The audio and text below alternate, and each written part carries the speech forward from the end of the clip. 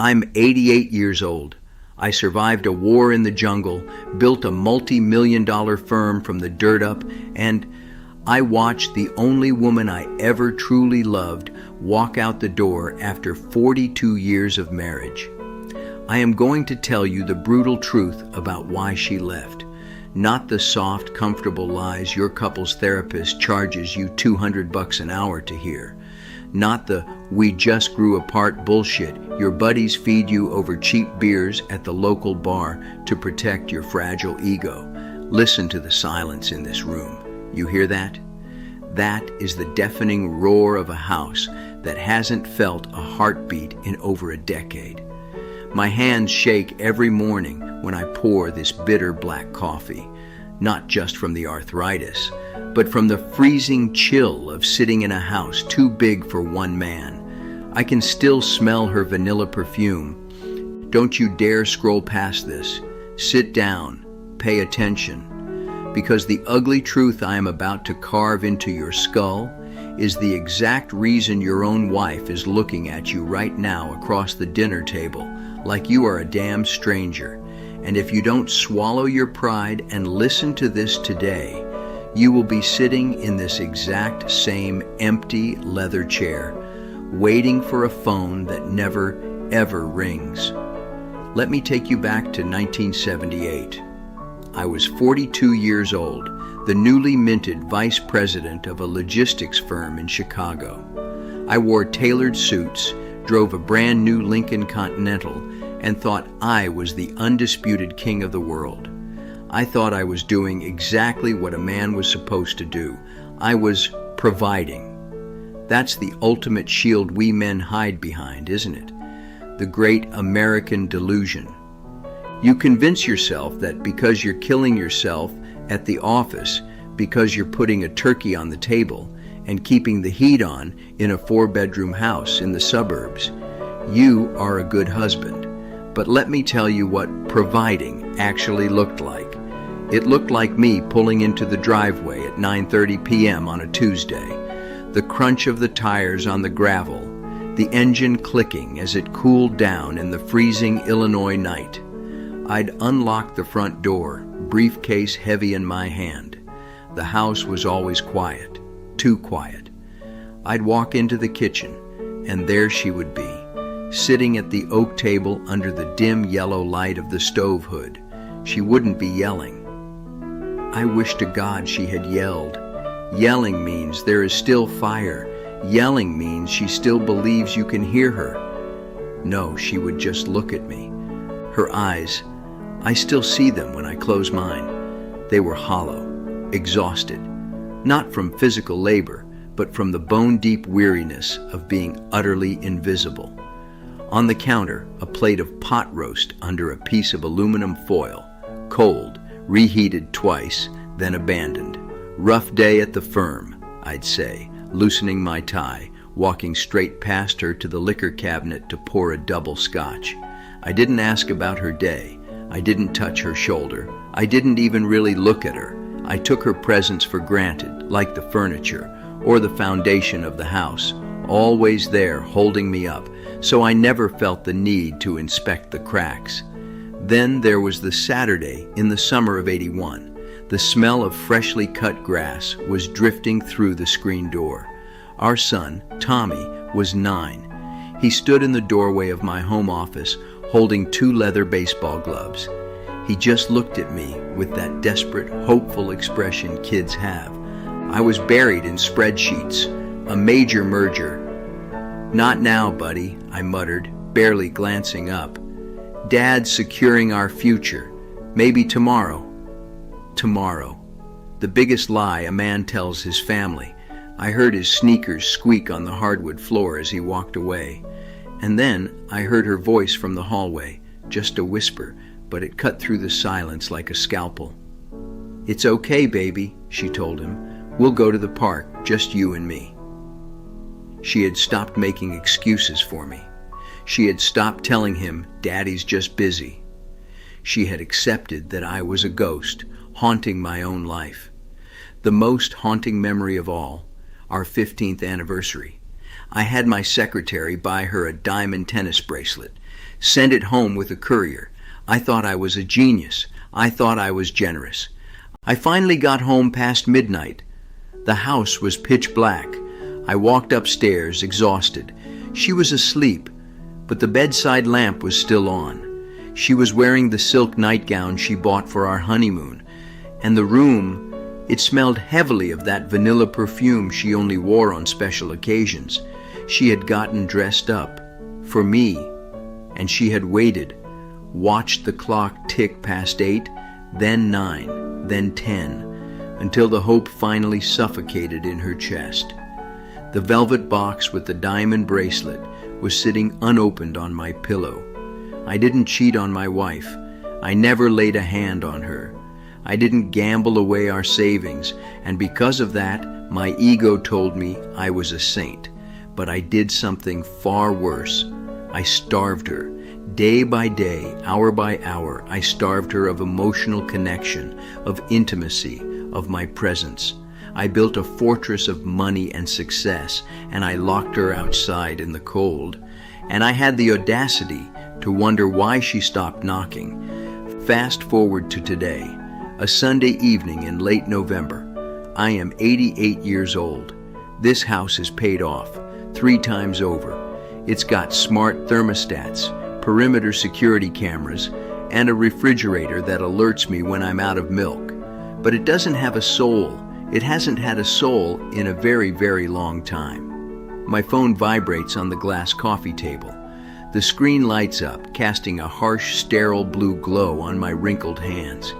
A text message from Tommy, my son. He's 54 now. Happy Thanksgiving, Dad. Sorry we couldn't make the drive up. The kids send their love. Sent with a generic automated turkey emoji. No phone call. No, how are you holding up, old man? Just a polite, sterile message. The exact kind of message you send to a distant elderly acquaintance you feel vaguely obligated to acknowledge. I type back, thanks, love to the family. My thumb hovers over the send button. My hand is physically trembling. I hit send. Then the screen goes black, and the silence of the house rushes back in, heavier and more suffocating than before. I walk into the kitchen. I open the microwave and pull out a frozen, single-serving dinner. Salisbury steak. I peel back the plastic film. The steam hits my face, but there's no aroma of home. Just the metallic, synthetic smell of processed preservation. I sit at the big oak table, the one we bought together in 1975 to host big family dinners. I sit at the head of the table. 7 empty chairs stare back at me, like silent judges in a courtroom of my own making. The TV in the living room is on, volume turned up to 45, some 24-hour news channel blaring about politics or the stock market. I don't give a damn about the market anymore. I just need the background noise so I don't have to listen to the ringing in my ears or the echoing of my own regrets. You see, the ultimate punishment for a man who prioritizes his ego and his work over his wife isn't a dramatic, screaming divorce. It's not the ruthless lawyers taking half your damn assets. Let me paint a picture of what 88 looks like when you've chased the wrong things. I have a closet full of imported Italian leather shoes, but my knees are too shot with arthritis to walk past the mailbox. I have a wine cellar stocked with vintage Bordeaux, but I have absolutely no one left to raise a glass with. Men ask me, when did she leave you? They expect a date, a specific Tuesday when she finally packed her bags. But that's the grand illusion. She didn't leave me on the day she handed me the divorce papers. She left me thousands of days before that. She left me a little bit on that Saturday when I ignored our son. She left me a little bit more on that 15th anniversary. She left me while she was sitting right next to me on the sofa, watching me stare at financial reports instead of asking about the book she was reading. She packed her emotional bags year after year, slipping out the door of our marriage right under my arrogant nose. By the time her physical body actually walked out that front door, The woman I loved had already been gone for a decade, and I was too blind to see the ghost sitting beside me. I know exactly what you are thinking right now. You are sitting there, getting defensive, mentally listing all the things you have bought her, the vacations, the cars, the nice house in the good school district.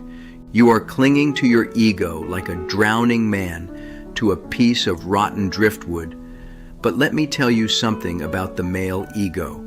It is the greatest destroyer of love God ever allowed on this earth.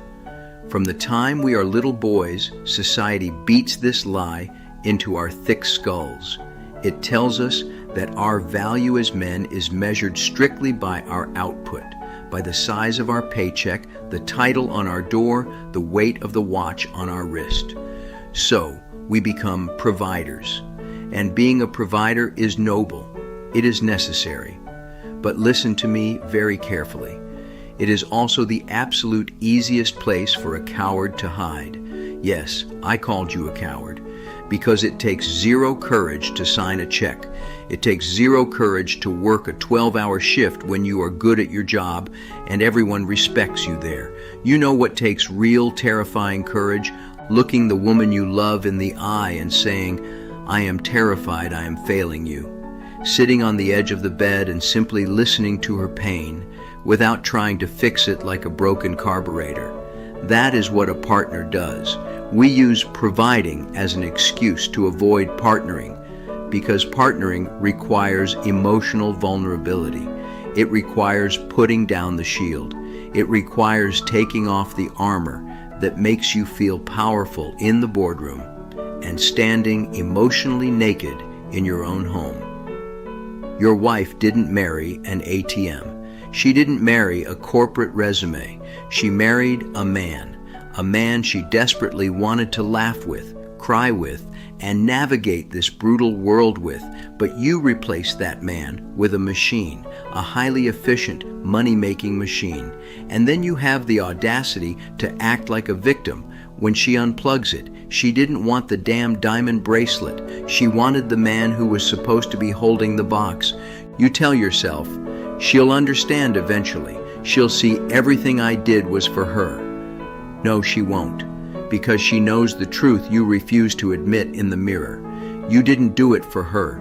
You did it for you.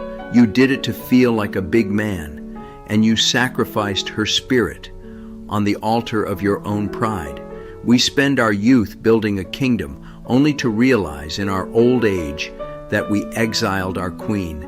If she is still in that house with you right now, you still have a heartbeat in your marriage. It might be faint, it might be hanging on by a damn thread, but it is there. So, here is what you are going to do. Not tomorrow, today. Rule number 1, put the damn phone down. Close the laptop. The emails will be there tomorrow.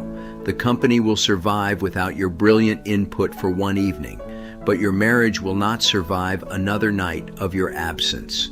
Disconnect from the noise to connect with your reality. Rule number 2, look at her. I don't mean glance at her while the game is on the TV. I mean look into her eyes. See the woman who gave up the best years of her youth to build a life with you.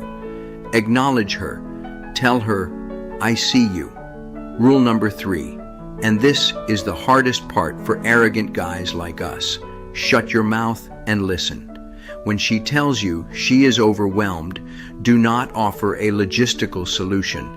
Do not try to fix her like a broken carburetor. She doesn't want you to fix her schedule. She wants you to share her burden. Just look at her and say, I am sorry, it's so hard right now. I am here. Your ego will scream at you to defend yourself, suffocated. I am 88 years old. Freedom isn't financial independence. Freedom is reaching the end of the road without the suffocating weight of regret. I have a net worth that would make your jaw drop. And I swear to Almighty God, I would trade every single penny of it, every stock, every property, just to buy back one ordinary Tuesday evening from 1981. To walk through that front door, put my briefcase down, and actually hold my wife. Your legacy isn't the name on your company letterhead. Your legacy is the people who will be standing around your hospital bed when the heart monitor flatlines. Will they be there out of duty or out of love? Swallow your pride, gentlemen. Go find your wife, apologize for being a ghost, and start living before you end up an old man, talking to a camera in a painfully quiet house.